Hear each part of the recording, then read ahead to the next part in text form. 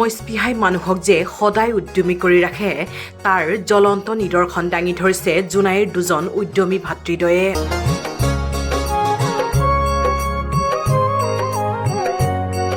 জোনাইৰ চন্দ্ৰপুৰত কৃষি কৰ্মৰে জীৱিকাৰ সপোন ৰচিছে জোনাইৰ ২ নং শ্ৰীৰামপুৰীয়া গাঁৱৰ উদ্যমী যুৱক ৰবিকান্ত পেগু আৰু ৰত্নকান্ত পেগুৱে।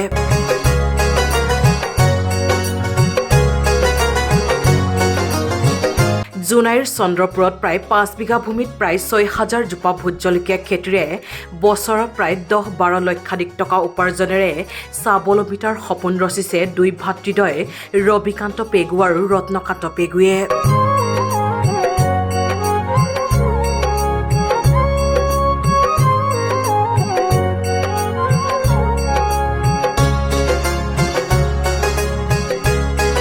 চৰকাৰী চাকৰিৰ পিছে দৌৰি অথবা কৰ্ম সংস্থাপনৰ সন্ধানত বহিৰাজ্যলৈ গৈ সময় নষ্ট নকৰি জোনাইৰ ২ নং শ্ৰীৰামপুৰীয়া গাঁৱৰ ৰবিকান্ত পেগু আৰু ৰত্নকান্ত পেগু নামৰ ২ ভাতৃদ্বয়ে নিজকে স্বাৱলম্বী কৰি তোলাৰ লক্ষ্যৰে যোৱা বছৰৰ পৰা আৰম্ভ কৰিছে ভোট জলকীয়াৰ খেতি।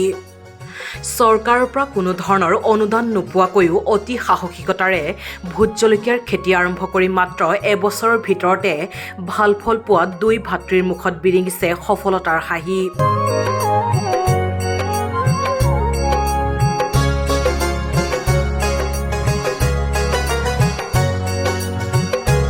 জানিব পৰা মতে ভোট জলকীয়া খেতিৰ জৰিয়তে ৰবিকান্ত পেগু আৰু ৰত্নকান্ত পেগুৱে নিজে স্বাৱলম্বী হোৱাৰ উপৰিও উক্ত ভোট জলকীয়াৰ খেতিত স্থানীয় বহু পুৰুষ মহিলাক দিবলৈ সক্ষম হৈছে কৰ্ম সংস্থাপনো।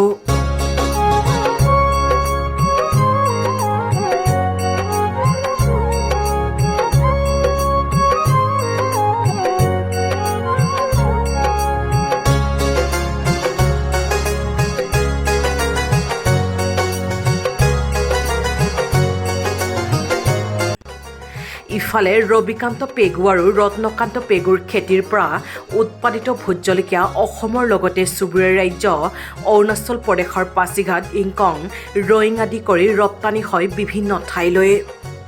জানিব পৰা মতে এইবাৰ ভোট জলকীয়া খেতিৰে ১০-১২ লক্ষাধিক টকা উপাৰ্জন কৰাৰ আশা প্ৰকাশ কৰিছে ভাতৃদ্বয়ে। উল্লেখ্য যে ৰাজ্যজুৰি হেজাৰ শিক্ষিত নিবনুৱা যুৱক যুৱতীয়ে চাকৰিৰ পিছে দৌৰি নিজৰ সময় অপচয় কৰাৰ সময়তে এনেদৰে প্ৰায় ৫ বিঘা ভূমিত ভোট জলকীয়া খেতি কৰি স্বাৱলম্বিতাৰ নিদৰ্শন দাঙি ধৰিবলৈ সক্ষম হৈছে ২ নং শ্ৰীৰামপুৰীয়া গাঁৱৰ ৰবিকান্ত পেগু আৰু ৰত্নকান্ত পেগুৱে।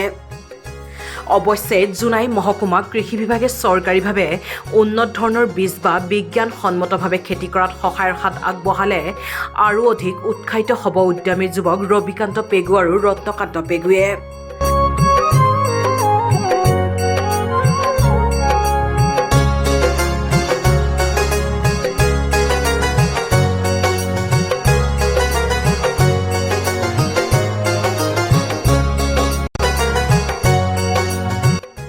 ইফালে ইচ্ছুক গ্ৰাহকে যদি জৈৱিক পদ্ধতিৰে উৎপাদিত ভোট জলকীয়া উচিত মূল্যত বিচাৰিছে তেন্তে 8011243910 এই নম্বৰত যোগাযোগ কৰি ভোট জলকীয়া ক্ৰয় কৰিবলৈ ৰাইজক আহ্বান জনাইছে ভাতৃদ্বয়ে।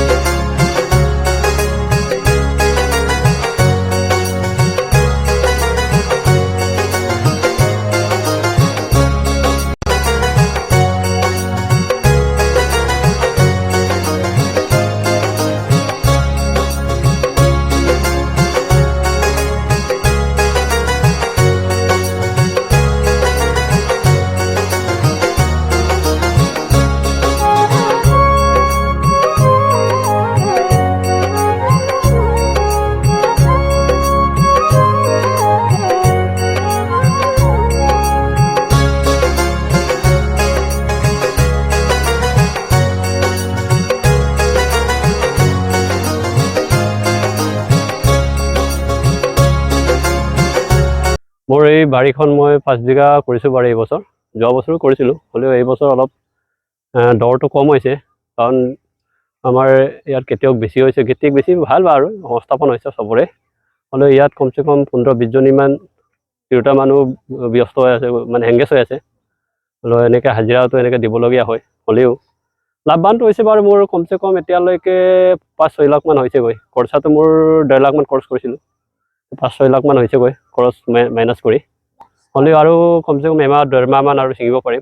মই বিশেষকৈ আমাৰ জিংকং, আলং আৰু ৰয়িং, বলেং এই চাইডে বেছিভাগ পতাওঁ। হ'লেও এতিয়া ফেক্টৰীবিলাকে এতিয়া মোৰ ইয়াত লৈ আছে 2 কুইণ্টেল, 3 কুইণ্টেল, 5 কুইণ্টেল পৰ্যন্ত লৈ আছে। এতিয়া ৰেটটো অলপ কম আৰু, কাৰণ ইহঁতে ৰিজেকশ্যন মালবিলাকো লয়। মই গুৱাহাটী আৰু ডিমাপুৰ এনেকৈ পতাওঁ আৰু, কাৰণ সকলোৱে কৰ্ম কৰিলে লাগি থাকিলে মাগি নাখায়, এইটো কথাষাৰ মই মানে পলে পলে উপলব্ধি কৰোঁ। যদি ইহঁতে তাত নোযোৱাকৈ যদি নিজৰ জেগাত কৰি যদি নিজৰ গাঁওখনক যদি আন 10জনক শিকাব পাৰে, সেই মোৰ আচল মেছেজটো মানে। আৰু যদি এবছৰ 2 বছৰ যদি ধৈৰ্য ধৰি নিজে কৰে, নিশ্চয় ডেভেলপ হ'ব, আমাৰ সমাজখনো ডেভেলপ হ'ব। ইয়াত কমচে কম মই 5 বিঘাত মিনিমাম মোৰ 12-13 লাখ লাভ হ'ব বুলি ভাবোঁ।